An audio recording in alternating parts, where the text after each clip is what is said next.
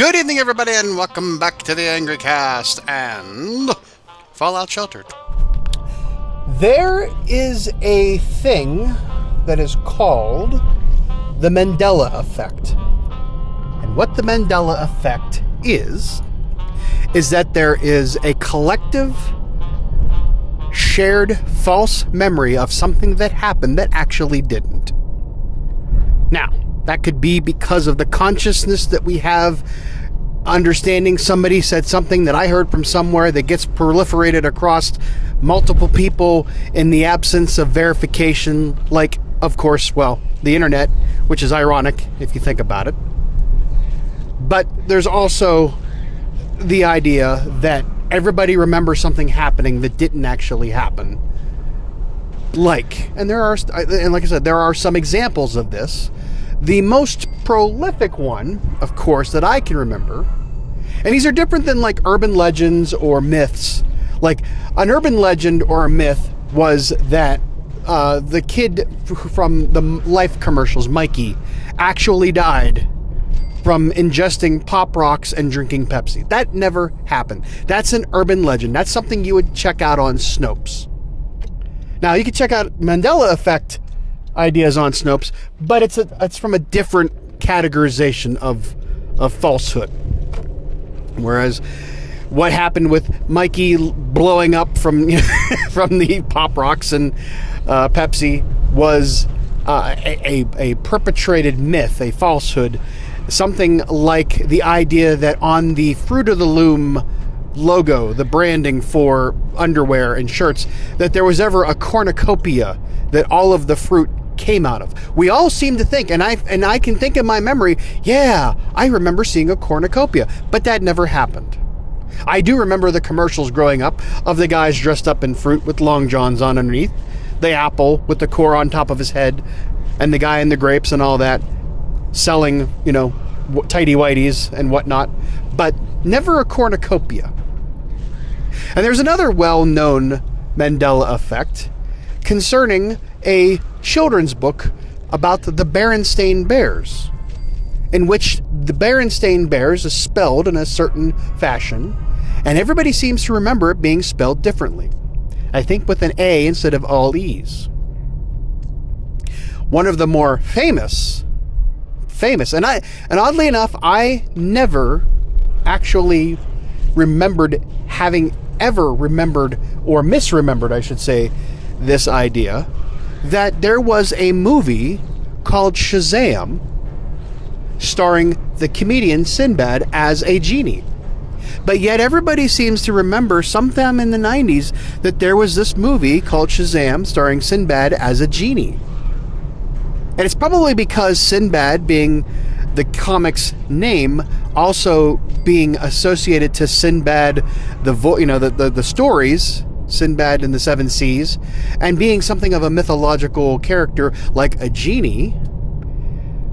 And everybody remembers him wearing those pants that sort of remind you of like a genie.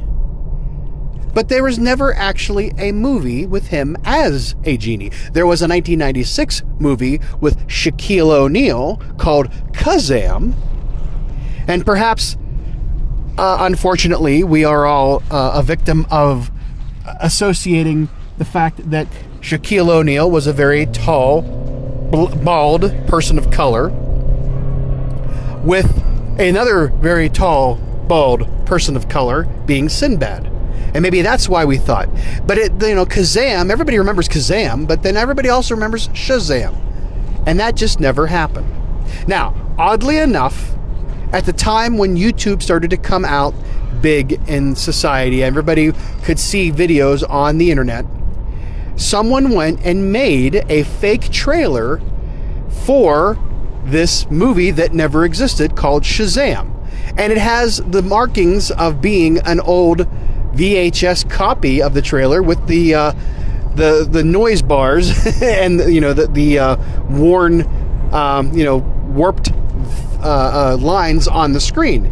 And it is quite funny to have watched it, and somebody really, and Sinbad having, in good humor, doing all this, which was rather hilarious. That now, see, it does exist. But that obviously was done as a joke to go with this idea that there was ever such a movie that existed. Now, on a more personal note, I have been victim to my own Mandela Effect. And it's not even something I'm very proud of. It's actually something I'm sort of embarrassed about from a geographical standpoint. You see, back when I was a small child, my parents would go on trips for a couple of like business or social things. My father was an insurance agent, and he went on trips for that company. My father was also a part of a social organization that was, a community group, and he would go on trips with those people as well. That was more of a social trip than more of a business trip. And my parents, and I've seen home movies of my parents in Germany, the Glockenspiel on old 8mm film, and the gondolas going up, the mountains, and Munich and all that, and the wonders of Eastern, or Western, I should say, at that time, West Germany in the early to late 70s. But there was also these trips that they would take, around the United States as well. I remember also that when we were growing up, we didn't have digital cameras, of course, because I am almost 50. I'm 48. We did not have digital cameras. We had my father, for his business, he would use a Polaroid camera because you could get the photos instantly in case he had to go and document an accident or a tree falling somewhere. That got you the film automatically, and so you didn't have to worry about taking film to a store to be processed. You needed to have the information right ahead, because if you go and you take a picture of an accident and you don't have the development process right then and there, you then have to wait, and if that picture does not come out good or something happens to the film, you do not have the ability to go back and get a good chain of evidence idea that something could happen, like, more damage mysteriously happened to the car after the accident, which could lead to insurance fraud. So that's why he used a Polaroid, and that was the only instant film that we had back then. Other cameras were usually 35mm Instamatics, or just Nikon or whatever. Minolta is one of those things, but you had to go and get that film developed. The unfortunate part, though, is that he wasn't always that big on taking pictures. So let's say my parents would go on a trip and they would take photos. They may not use a whole entire roll of film. Now, this is where this comes into play. In my growing up, I would go and look at old photos. I would go and look at old photos because I wanted to know more about things that I was not aware or was a part of. To see where, look, my parents went to go see, this location. My parents went to go see that location. So it was kind of a bit of an educational effort to see where, I had never been outside of the state and to get to see other places. So at one point growing up, and I was probably in my 20s before I realized that my mistake, I was under the impression that the set for Dallas, the farm, the estate, was in Las Vegas or outside of Las Vegas. That is correct. I believed that the home of J.R. Ewing, that grand, sprawling, green grass, white building estate, was located just outside of Las Vegas, Nevada. The show was called Dallas, by the way, but I was so sure that house was in Nevada. Why? I'll tell you why. First of all, I must say that being someone who is familiar with movies and how movies are made, I do know that not everything is filmed on set, exactly at the location. Just watching The Last of Us and watching how they went through the entire United States from Boston all the way to Utah while never leaving Calgary, Canada, seeing how Calgary doubled for Utah and also Kansas City, which, to my dismay, it was not in Pittsburgh. If everybody remembers playing the game, the scene with, the scene I'm talking about, that happened in Pittsburgh in the game, not in Kansas City, but that neither here nor there. So filming locations tend to not be exactly where they are. So I was readily able to, explain this way of saying, no. You see, they didn't film it in Dallas. I mean, the show's called Dallas, but they film it everywhere. They film it in Hollywood. So that, the on-site location for this estate was actually outside of Vegas. I have the photos to show it. And the reason why I say I had the photos to show it is because that my parents had a envelope full of photos that showed them on a trip to Vegas, and mixed in were photos of them seeing the house from Dallas. So I automatically assumed that it was filmed on, somewhere else, and that while they were in Dallas or in Las Vegas, they managed to see the house from the TV show Dallas. You can see where I was wrong. Because what did I tell you? When they would go on vacation, they would take photos, and not always would they actually use up an entire roll of film. So because they didn't use up an entire roll of film, whatever was left over to take, when the next trip they went to, they continued taking pictures on that roll. So when they went to go get them developed, the pictures from both the trips to Las Vegas and their trips to the actual city of Dallas in Texas were on the same roll of film. And the Mandela effect that I experienced was that because these were both on the same roll of film, grouped together in the same photos, and they were obviously from the same trip in my mind, that it was the location for the TV show Dallas existed outside of Vegas. I was probably in my mid to late 20s before I made the connection otherwise.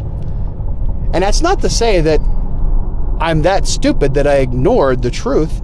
It's just that I had held that belief for so long that nothing ever told me to go check that. Nothing ever told me that I needed to go and check up on my belief to make sure that I was actually right. There was never a discussion. We never talked about it. But I happened to bring it up one day at a family gathering, and everybody looked at me like I was standing there with lobsters crawling out of my ears. What do you mean? I'm like, well, because it was on the same roll of film, and I obviously assumed that because, Hollywood is Hollywood, they filmed it wherever they could find the location looked great. Not the fact that it was actually inside of Texas and inside of Dallas. But these are the types of things that we as humans tend to misremember, because there's an overwhelming sense that we heard that, we saw that, everything that we were told. And the Mandela effect that I explained earlier, the movie Shazam and the Berenstain Bears and the Fruit of the Loom, those were all widely held ideas that there was this thing that happened and that it was true.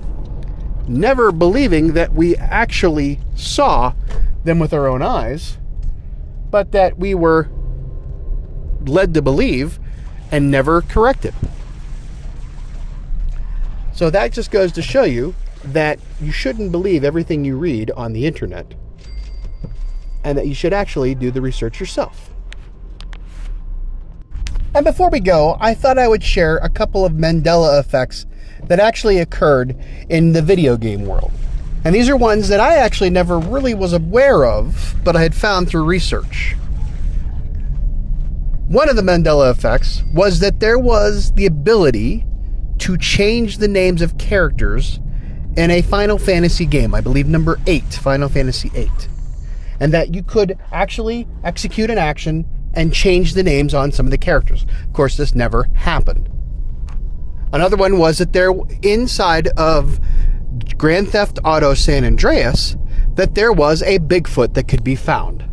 Now, I have played every Grand Theft Auto from Grand Theft Auto 3 on, and I have never ever known there to be a Bigfoot in any game, let alone in San Andreas. Now, I will say that when you do make it to the second island where Chiliad is at, and the more, in regards to Grand Theft Auto 5, the upper part of the map where Trevor lives, that whole, like, the dirt area, that, and Mount Chiliad area, that is in Grand Theft Auto San Andreas, and that you can enter an area where there are some beat up cars that, for whatever reason, are somewhat possessed and will roll down the hill at you with their front grills in the shape of sharpened teeth.